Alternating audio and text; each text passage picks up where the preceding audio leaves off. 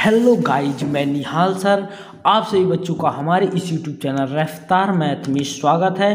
तो जैसा कि आप सब लोग चाहते थे कि क्लास कक्षा 10 गणित अनसॉल्व्ड पेपर देखिए 2024 का गोल्ड एकदम गोल्ड लॉक ये हम आप सबके लिए लाए हैं और एकदम बेहतरीन तरीके से आपको बताएंगे। कोई भी दिक्कत नहीं है, एकदम जो बच्चे एक भी महीने नहीं पढ़े हैं पीछे, हम उनको भी ऐसा बता देंगे कि वो अभी हमारे बोर्ड पेपर में अच्छी रैंक ला सके, अच्छा मार्क ला सके। ठीक है स्टूडेंट, तो हम इसके थ्रू आपको ये वीडियो देंगे और आप सब लोग कृपया इस चैनल को लाइक सब्सक्राइब एवं शेयर जरूर कीजिएगा। अगर वीडियो पसंद आए तो, और ना पसंद आए तो मत कीजिएगा। ठीक है स्टूडेंट, कोई जोर जबरदस्ती नहीं है।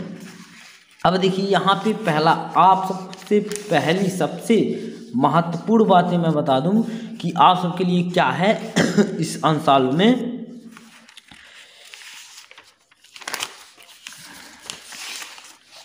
देखिए स्टूडेंट, यहाँ पे आप सबका जैसे पेपर होता है एक प्रकार से, जैसे बोर्ड पेपर होता है एकदम सेम बोर्ड पेपर कैसे किस प्रकार से लिखना है, कैसे क्या करना है, एकदम सेम उसी पे आधारित है प्रश्न। अब देखिए यहाँ पे मॉडल पेपर 2024 अभ्यास हेतु यानी जो तुम्हारा अभ्यास में यानी जो तुम्हारा मॉडल पेपर है, जो तुम्हारा बोर्ड पेपर में जैसे आएगा वैसे ही आप सभी लोगों का सेम बोर्ड पेपर की जैसा ही हम बताएंगे। इसमें से जरूर बहुत ज़्यादा क्वेश्चन फंस जाएंगे। ठीक है स्टूडेंट, तो आप सब लोग देखिए यहाँ पे प्रारंभ में 15 मिनट परीक्षार्थियों को प्रश्न पत्र पढ़ने के लिए निर्धारित है। आप सब लोग 15 मिनट प्रश्न पत्र को पढ़ लीजिएगा एकदम बढ़िया तरीके से, क्योंकि 15 मिनट में आप सब लोग ये सीखेंगे कि कौन से खंड, जैसे यहाँ पे खंड ए है तो खंड ए में कितने क्वेश्चन करने हैं, खंड ख में कितने क्वेश्चन करने हैं, कितने क्वेश्चन छोड़ने हैं। ऐसा नहीं है स्टूडेंट अगर आप सबको पूरी क्वेश्चन आ रहे हैं तो पूरी क्वेश्चन करोगे, नहीं। अगर कह रहा है खंड ए में 4 क्वेश्चन कीजिए, 5 क्वेश्चन दिया है तो 4 क्वेश्चन करो, एक क्वेश्चन को छोड़ दो वरना तुम्हारे नंबर कट जाएंगे। ठीक है स्टूडेंट, तो आप सब लोग इस बात को भी ध्यान में रखते हुए ये सब काम करिएगा। ठीक है स्टूडेंट, तो अब हम देखिए यहाँ पे बहुविकल्पी प्रश्न आप लोगों को करवाएंगे जो आप सबके लिए बहुत ही बेहतर होगा। देखिए यहाँ पे प्रश्न नंबर पहला क्या कह रहा है, प्रश्न नंबर देखिए स्टूडेंट पहला क्या कह रहा है, यदि ये 26,156 का लसाअ 156 है तो मैसे का मान है। अब स्टूडेंट आप सब लोग दिया स्टूडेंट, देखिए स्टूडेंट यहाँ पे क्या चीज़ दिया है, दिया यहाँ पे यदि 26,156 का लसाअ इतना है तो ये बताइए स्टूडेंट ये क्या है, संख्या है। तो ये पहली संख्या कितना, पहली संख्या कितना दिया है स्टूडेंट,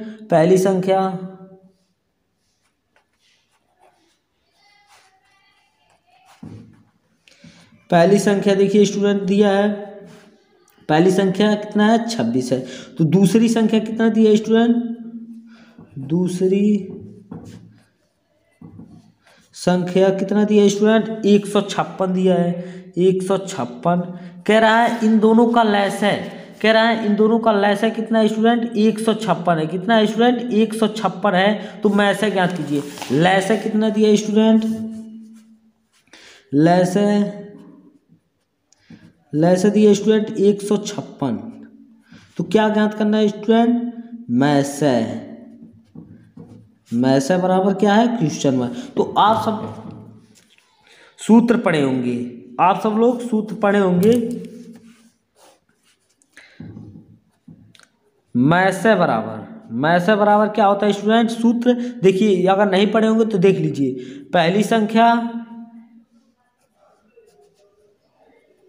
पहली संख्या गुणे स्टूडेंट दूसरी संख्या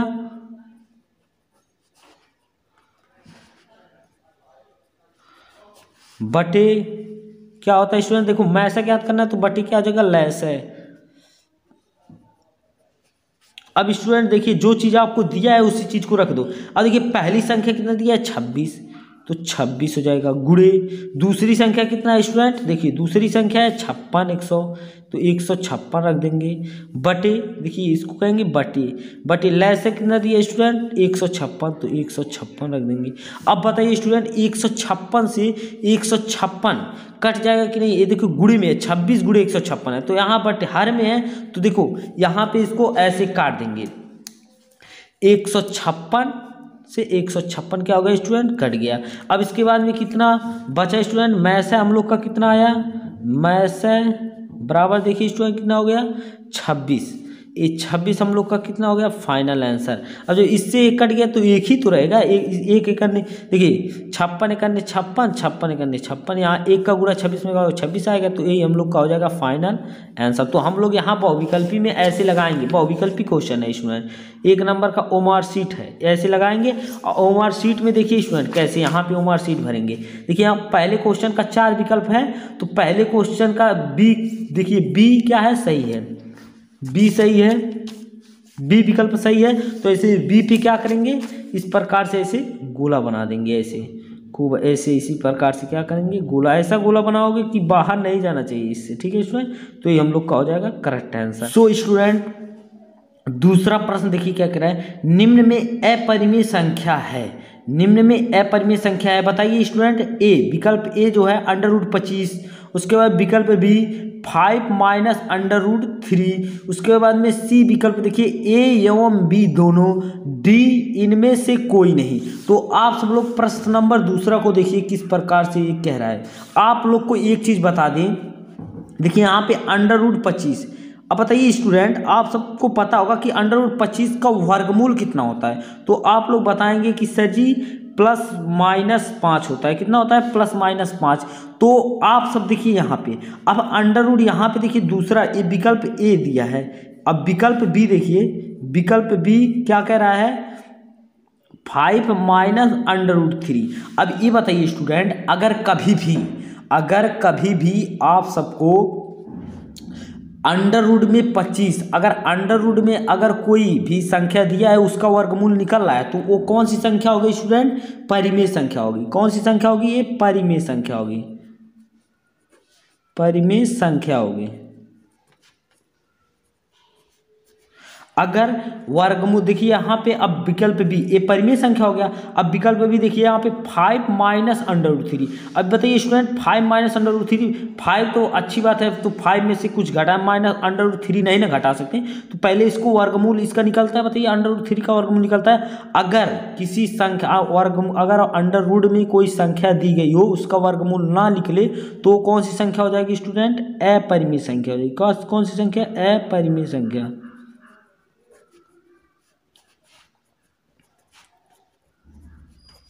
संख्या होगी, ठीक है स्टूडेंट। तो अब इसमें प्रश्न कह रहा है अपरिमेय संख्या है, तो बताइए ए है, ए तो परिमेय संख्या है। परिमेय संख्या देखो, परिमेय संख्या की परिभाषा देख लो, जिन्हें P/Q के रूप में लिखा जाए, किसके रूप में, P/Q के रूप में लिखा जाए, और Q का मान क्या नहीं होना चाहिए स्टूडेंट, 0 नहीं होना चाहिए, यानी Q = 0, ठीक है स्टूडेंट।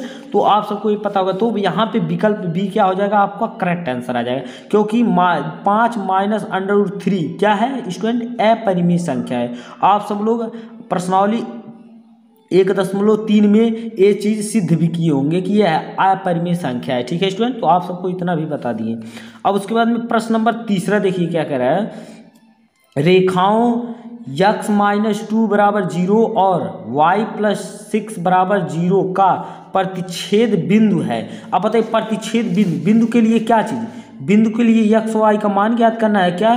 तीसरा प्रश्न देखिए क्या कह रहा है, बिंदु के लिए क्या करेंगे स्टूडेंट, बिंदु के लिए x, y यही तो बिंदु है, इन्हीं का मान है, नहीं x y का मान ज्ञात करना। तो देखिए पहला समीकरण जो दिया है x - 2 बराबर कितना दिए 0, देखिए यहाँ पे x - 2 बराबर कितना है 0।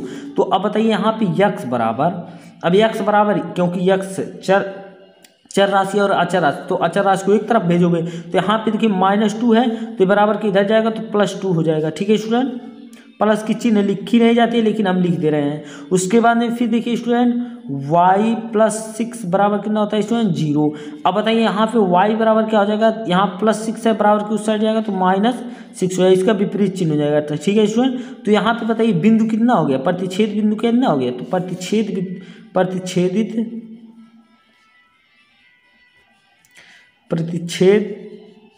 बिंदु कितना हो गया स्टूडेंट, कितना हो गया, यानी 2, -6। तो आप सबका ए फाइनल आंसर हो जाएगा। तो यहाँ विकल्प क्या कौन सा सही होगा स्टूडेंट, विकल्प डी आपका करेक्ट आंसर होगा। ठीक है स्टूडेंट प्रश्न नंबर चौथा देखिए, रेखाओं A1 x plus B1 y plus C1 बराबर 0 तथा A2 x plus B2 y plus C2 बराबर 0 का एक अद्वितीय हल होगा। तो इसको सॉल्व करने की कोई ज़रूरत नहीं है, आप सब लोग प्रश्नावली 3.3 में पढ़े होंगे, कितने में, प्रश्नावली 3.2 में पढ़े होंगे। अब देखिए आप विकल्प 4 विकल्प दिया है, ए विकल्प देखिए क्या दिया है, A1/A2 बराबर B1/B2, बी विकल्प देखिए B2/B1 बराबर C1/C2, ये भी तो गलत है, ये भी गलत है student. A1/A2 not equal to B1/B2, तो आप सबको अच्छी तरह से पता होगा कि यानी नॉट इक्वल टू यानी अद्वितीय हल के लिए क्या होगा, नॉट इक्वल टू B1/B2। तो ए विकल्प क्या हो जाएगा, सी करेक्ट आंसर हो जाएगा। अब विकल्प डी भी देख लीजिए, C1/C2 बराबर A1/A2, ये कहीं दिया है, नहीं दिया, ये कहीं भी नहीं दिया है। A1/A2 बराबर B1/B2 बराबर C1/C2, इसका क्या होता है स्टूडेंट, अपरिमित रूप से अनेक हल होता है। इसका क्या होता है, अपरिमित रूप से, अगर C1/C2 अगर यहीं पे दिया रहता तो अपरिमित रूप से अनेक हल रहते हैं। ठीक है स्टूडेंट, तो आप सबको बेहतरीन तरीके से इस क्वेश्चन समझ में आ गया कि विकल्प क्या हो जाएगा, सी करेक्ट आंसर हो जाएगा। स्टूडेंट प्रश्न नंबर 5वां देखिए क्या कह रहा है, प्रश्न नंबर 5वां में यहाँ पे नोट कर लें। प्रश्न नंबर 5वां देखिए क्या कह रहा है स्टूडेंट, समीकरण 5x², समीकरण देखिए दिया है 5x², उसके बाद में क्या दिया स्टूडेंट, -3x + 2 बराबर 0।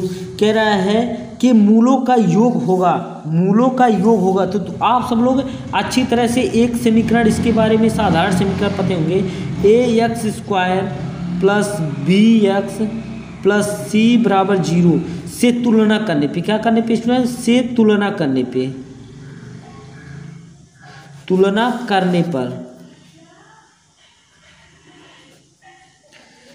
पर स्टूडेंट। अब देखिए यहाँ पे तुलना करेंगे तो क्या हो जाएगा, ए बराबर कितना हो जाएगा स्टूडेंट, ए बराबर हो जाएगा स्टूडेंट 5, उसके बी बराबर कितना हो जाएगा स्टूडेंट, -3। देखिए यहाँ प्लस बी यानी यहाँ माइनस के साथ आएगा स्टूडेंट, -3 हो जाएगा, और सी बराबर कितना हो जाएगा स्टूडेंट, 2 हो जाएगा। आप सब लोग मूलों का योग का सूत्र पढ़े होंगे, अल्फा प्लस बीटा, ये मूल है, 2 मूल है, अल्फा और बीटा 2 मूल है, एक पहला और दूसरा। तो मूलों का योग बराबर कितना होता है स्टूडेंट, -b/, कितना होता है स्टूडेंट, ए होता है। तो अब बताइए यहाँ पे -b, तो ऑलरेडी माइनस पहले से है, तो माइनस कितना हो जाएगा, माइनस पहले से है, और उसके बाद में फिर b का मान कितना है, -3, अब बटे a का मान कितना है स्टूडेंट, 5, तो a हो जाएगा। अब उसके बाद में स्टूडेंट देखिए यहाँ माइनस और माइनस का गुणा कोष्टक के अंदर हो गया, तो क्या हो गया स्टूडेंट, प्लस हो जाएगा, तो 3 बटे कितना हो जाएगा स्टूडेंट, 5 हो जाएगा। तो अल्फा प्लस बीटा यानी मूलों का योग कितना हो गया स्टूडेंट, अल्फा प्लस बीटा बराबर कितना हो गया स्टूडेंट, 3/5 हो गया।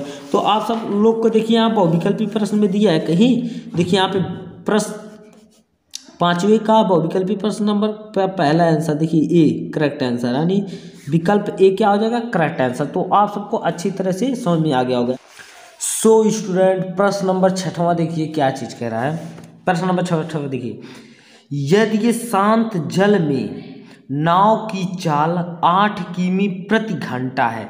अब देखिए यहाँ पे कह रहा है शांत जल में नाव की चाल 8 किमी प्रति घंटा है, मतलब 1 घंटा में 8 किलोमीटर चल रहा है। कितना चल रहा है स्टूडेंट, 8 किलोमीटर, कितने, 1 घंटा में चल रहा है, प्रति घंटा में, यानी 1 घंटा में 8 किलोमीटर चल रहा है।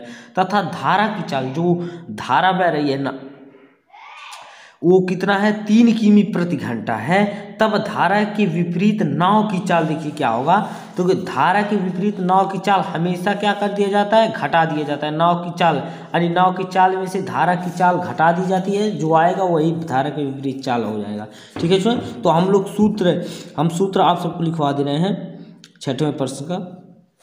तो दिया है, जो दिया है उसको लिख लोगे। ये बहुविकल्पी क्वेश्चन है तो डायरेक्ट आप लोग कर लीजिए। देखिए यहाँ पे शांत जल में नाव की चाल 8 किलोमीटर प्रति घंटा है तथा धारा की चाल 3 किलोमीटर प्रति घंटा है, तब धारा के विपरीत नाव की चाल का सूत्र होता है, शांत जल में नाव की चाल धारा के विपरीत धारा के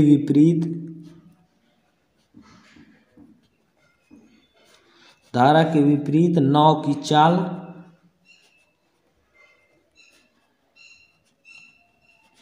बराबर स्टूडेंट देखिए सूत्र क्या होता है, नाव की, अब देखिए शांत जल में नाव की चाल माइनस धारा की चाल। ठीक है स्टूडेंट, तो ये लिखेंगे क्या चीज सूत्र में, शांत जल में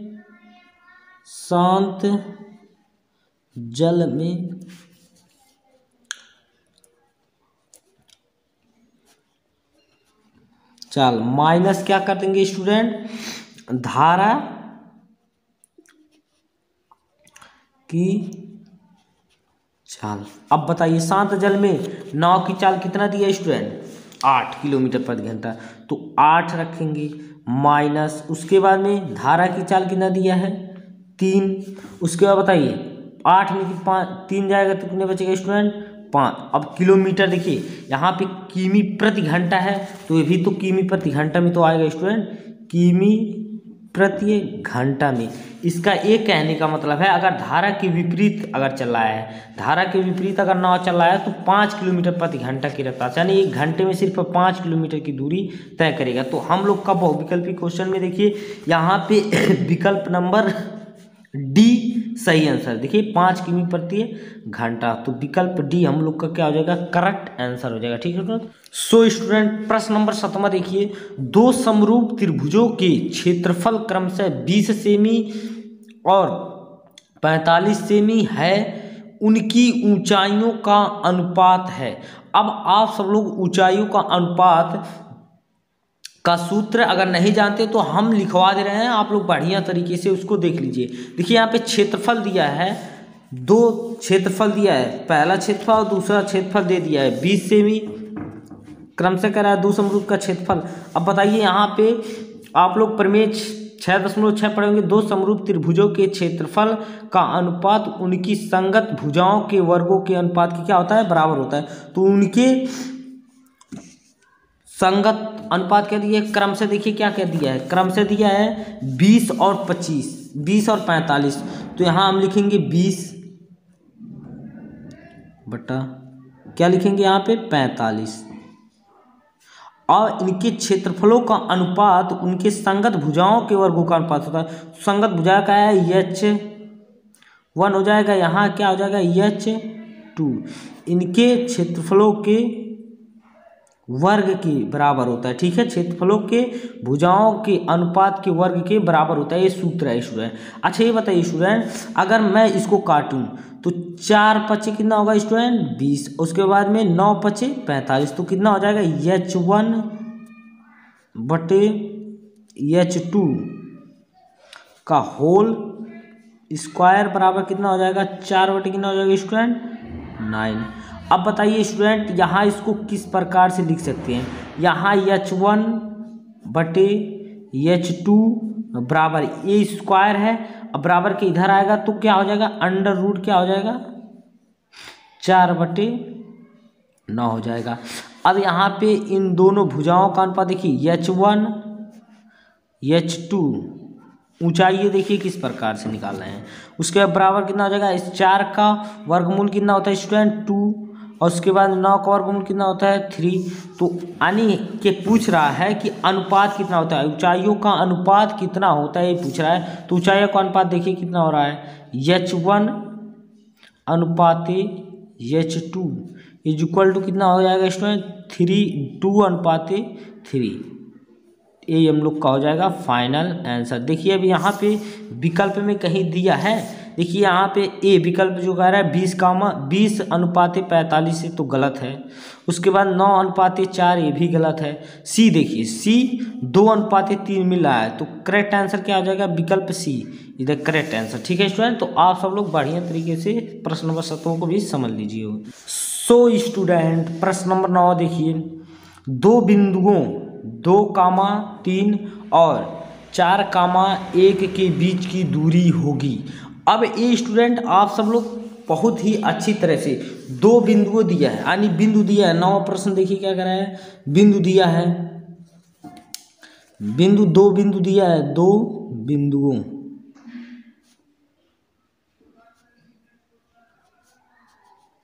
क्या क्या दिया स्टूडेंट, पहला बिंदु दिया है 2,3 और दूसरा बिंदु क्या दिया स्टूडेंट, दूसरा बिंदु दिया है 4,1। कह रहा है बीच की दूरी, इन दोनों बिंदुओं के बीच की दूरी ज्ञात करना, यानी बिंदु ऐसे इस प्रकार दिया, हम आपको बढ़िया तरीके से बता दे रहे हैं। ए बिंदु है और ए बी बिंदु है, और यहाँ दे दिया है 2,3 और इस बिंदु पे दे दिया है 4,1। उसके बाद में इनके बीच की दूरी यानी डी का सूत्र निकालना है। डी बराबर सूत्र होता है, आप सब लोग बढ़िया तरीके से इसको लिख लीजिएगा जिसको नहीं पता होगा। डी बराबर होता है √(x2 - x1) का whole square plus y2 - y1 का होल स्क्वायर। स्टूडेंट इस सूत्र को आप सब लोग बढ़िया तरीके से नोट कर लीजिए। देखिए स्टूडेंट इसमें क्या होता है, इसमें x1 होता है और ये y1 होता है। बिंदु में हमेशा xy होता है, तो यहाँ x1 मानेंगे, यहाँ y1 मानेंगे। यहाँ क्या हो जाएगा x2, यहाँ y2 हम लोग मान लिए। ठीक है स्टूडेंट, तो अब देखिए यहाँ पे सूत्र में देखिए डी बराबर, सूत्र में डी बराबर क्या लिखे हैं स्टूडेंट, x2 - x1। x2 का मान कितना है 4, तो 4 माइनस कितना हो जाएगा स्टूडेंट 2। x1 का मान कितना है 2। उसके बाद में प्लस y2 का मान कितना है स्टूडेंट, y2 का मान है 1, तो 1। उसके बाद में फिर y1 का मान कितना है स्टूडेंट 3 का होल स्क्वायर। तो देखिए यहाँ पे स्टूडेंट डी बराबर क्या हो जाएगा √, यहाँ पे 4 में से 2 जाएगा स्टूडेंट, यहाँ पे 4 में से 2 जाएगा तो 2 बचेगा, 2 का स्क्वायर प्लस यहाँ देखिए 1 - 3, तो -3 में से 1 जाएगा तो कितना बचेगा -2 का होल स्क्वायर। तो डी बराबर स्टूडेंट क्या हो जाएगा √, 2 दूना कितना हो जाएगा 4। उसके बाद में प्लस, उसके बाद देखिए यहाँ पे माइनस कितना है माइनस, अब माइनस का वर्ग करोगे तो 2 दूना है 4, माइनस प्लस हो जाएगा तो भी 4 हो जाएगा। तो डी बराबर कितना हो जाएगा स्टूडेंट √8, और 8 का वर्गमूल कितना होता है 2√2। तो आप सबको दूरी कितना आ गया, ये इतना वर्ग इकाई लिख सकते हो, वर्ग इकाई, ये वर्ग इकाई में आ गया दूरी।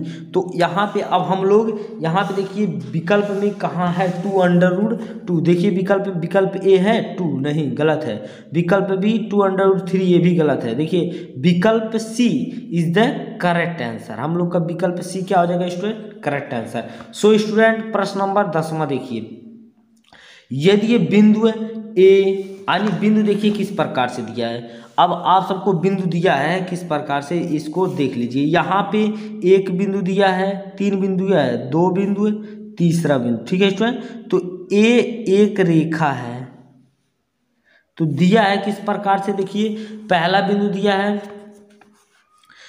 एक कमानी AOC, देखिए AOC इस प्रकार से बिंदु है AOC,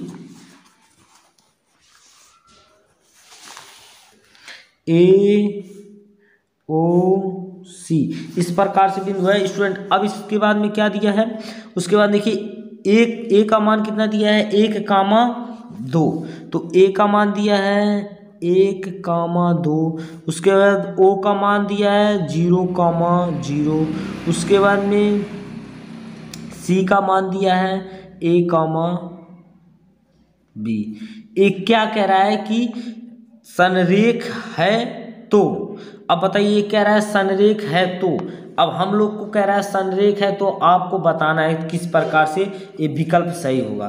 तो आप लोग देखिए ये अगर संरेख है तो यहाँ पे बताइए मूल बिंदु 0,0 हो गया।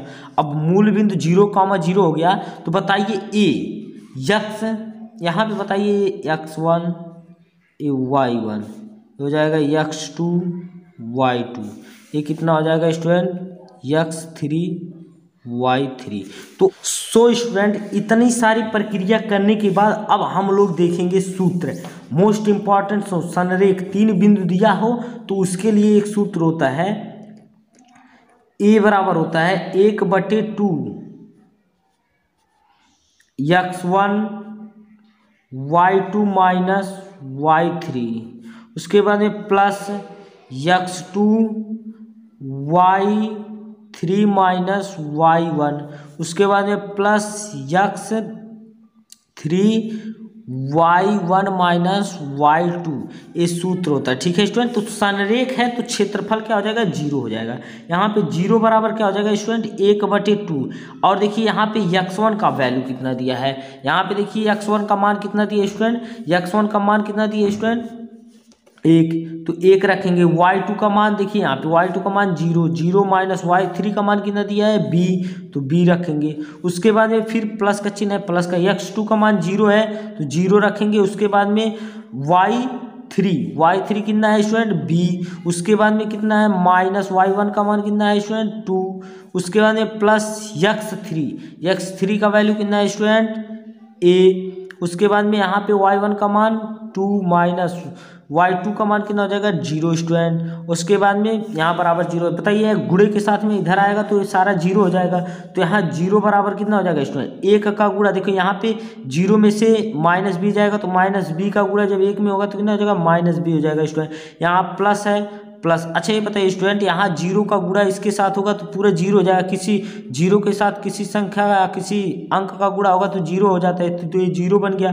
प्लस स्टूडेंट देखिए यहाँ पे क्या हो जाएगा a, यहाँ पे 2 में से 0 जाएगा कितना बचेगा 2, और 2 का गुणा a के साथ होगा तो कितना हो जाएगा 2a। तो स्टूडेंट आप बताइए यहाँ माइनस का चिन्ह है, इसको b को इधर लाइए तो b बराबर प्लस हो जाएगा b, उसके बाद बराबर क्या हो जाएगा स्टूडेंट यहाँ 0 है तो 0 का कोई मूल्य नहीं होता है, प्लस 2a है तो 2a हो गया। तो आप सबका सही आंसर ये हो जाएगा, यानी b बराबर 2a या बोलो 2a बराबर b। तो आप सबका बहुविकल्पी प्रश्न देखिए कुछ बझा के देता है, इस प्रकार की आप लोग ना कर पाए इसी प्रकार से देखिए यहाँ पे कैसे विकल्प दिया है। देखिए यहाँ पे दिया है a बराबर b, a तो गलत है।